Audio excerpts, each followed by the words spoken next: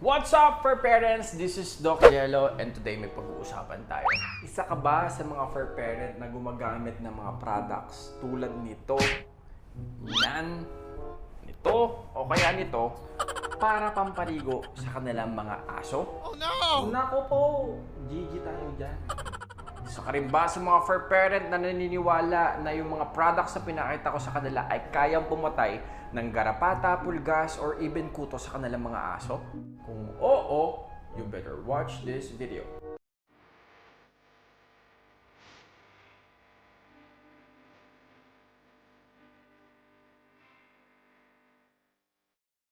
What's up everyone? This is Doc Jello again and today pag-usapan natin yung mga products na pinakita ko sa inyo kanina. And kung yes, isa ka sa mga fur parents na gumagamit ng mga ganong products sa kanilang mga aso, alam niyo guys, maraming mga fur parents po ang naniniwala na yung mga ganong products is okay lang gamitin sa kanilang mga dogs. And also, mas worse pa kung naniniwala sila na yung mga products na yun ay kayang magtanggal or magpaalis ng mga garapata sa kanilang mga aso. Because the reality about it guys is that yung mga products na yun does not contain any properties or ingredients na kayang pumatay ng garapata or any kinds of parasite. And also guys, yung mga product pong pinakita ko sa inyo, it causes dryness sa balat ng inyong mga aso. Dahil alam nyo po ba na meron pong mga natural oil sa balat ng mga dogs na dapat ma-maintain. Kaya naman po ang pagligo ng mga aso should only be done twice a week at least or once a week. Dahil kapag nawala yung mga natural oils na yan sa kanilang balat, ang kanilang mga balat po ay nagiging prone sa infection due to bacteria, parasite, or fungi. So we don't want our dog's skin and coat to be dry. But the problem is, maraming fur parents ang hindi informed about it. And marami din talagang gumagawa ng ganon. So that's why we made this video to educate everyone that using those products are not good for your dogs. Eto, paano naman po? Wala kaming budget, yun lang yung afford namin, yun lang yung kaya namin gamitin sa aming mga aso. I understand your point, but I can recommend something na mas better, yet affordable para sa inyong mga dogs. No, gusto mo malaman? Tara, puntahan natin. Alam niyo guys, I do understand that a lot of people are not doing well right now because of the pandemic. But even though ganun ang ating sitwasyon, I do believe that we still have options kung paano natin mabibigay yung mga quality na products para sa inyong mga dogs. Meron pa nga pong ibang tao gumagamit ng grasa. Sabi niya, grasa daw. Pwede daw ilagay sa balat ng mga aso para daw umalis yung mga garapata.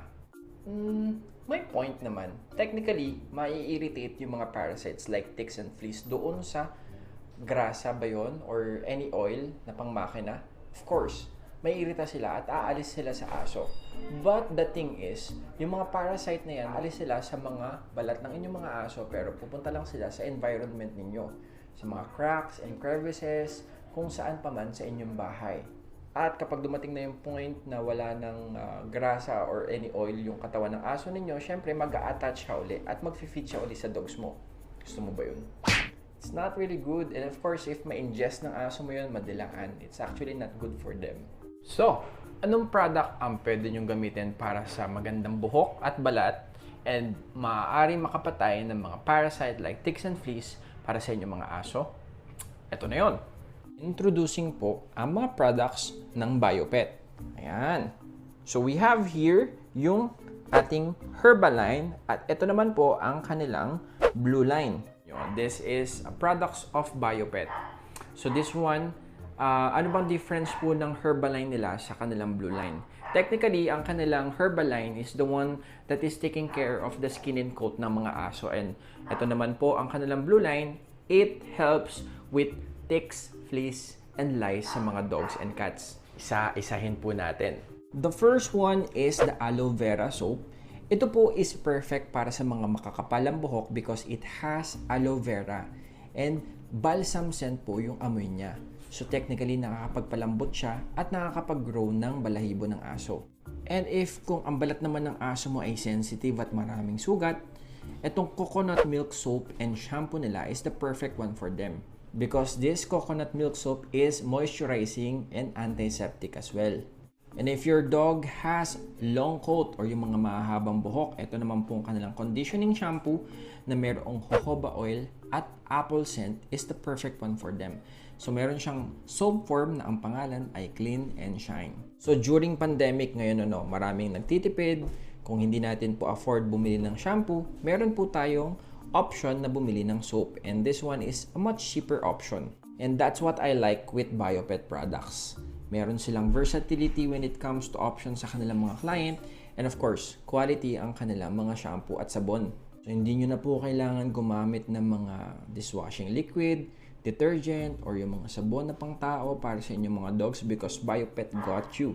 And for their blue line, ito naman po yung mga products nila para sa ticks, fleas, and lice. Meron po tayong dalawang klase dito, guys. This one is the Propoxur. So sa Propoxur nila, meron po tayong powder form at meron din naman po tayong shampoo form. Technically, itong powder form nila is for dogs and cats. So nakakapatay po siya ng fleas. So kung infested ng fleas ang inyong mga aso at pusa, ito po ang perfect na product for them. Yung fleas po yung mga malilit na mabilis lumipad, bigla lang nawawala. And meron din po silang shampoo form ng Propoxur. And this one is for dogs only. Na yung pinaka the best na product for me ng Biopet. Ito yung Comapus Dog Soap nila. And this one is for ticks and fleas and lice. So kompleto na siya. Kaya niyang patayin yung dogs, ticks, fleas, and lice. Tandaan po natin, this one is for dogs only. But this one, hindi siya ganun kamahal and it's very affordable, yet yung activity niya is para sa lahat na. So tandaan po natin, if you have a problem with ticks, fleas, and lice sa yung dog, ito po ang perfect na product for them.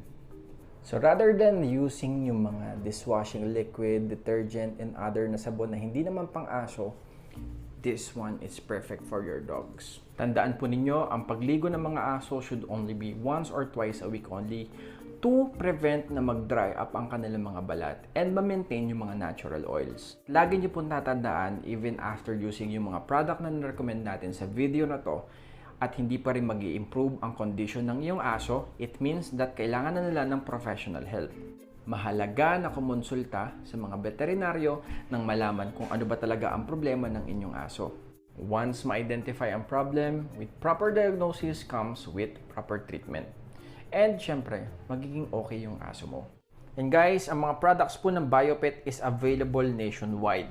Saan man kayo pumunta, supermarket, vet clinic, pet shop, available po yan. And very affordable. So tatandaan ninyo, always ask and consult a veterinarian. And me as a licensed veterinarian, I do approve and recommend yung mga products ng Biopet. That's it for this video. Thank you so much for staying. Should you have any more questions, comment down below. And magkakaroon pa po tayo ng pangalawang video sponsored po ng Elanco.